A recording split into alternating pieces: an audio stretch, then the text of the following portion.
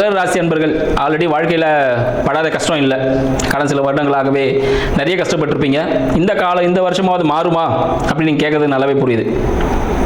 2026ஆம் ஆண்டு மகர ராசிக்காரர்களுக்கு புதிய முயற்சிகள் செஞ்சுக்கிட்டே இருந்திருப்பீங்க. அதெல்லாமே சாதகமாக முடியுமா அப்படின்னு கேட்டிங்கன்னா, இந்த ஆண்டு பிற்பகுதியில் 2ஆம் பகுதி ஜூன் மாதத்திலிருந்து உங்களோட காலகட்டம் தான். நீங்கள் தான் ராஜா. நீங்கள் என்ன சொல்கிறீங்களோ அதுதான் நடக்கும்.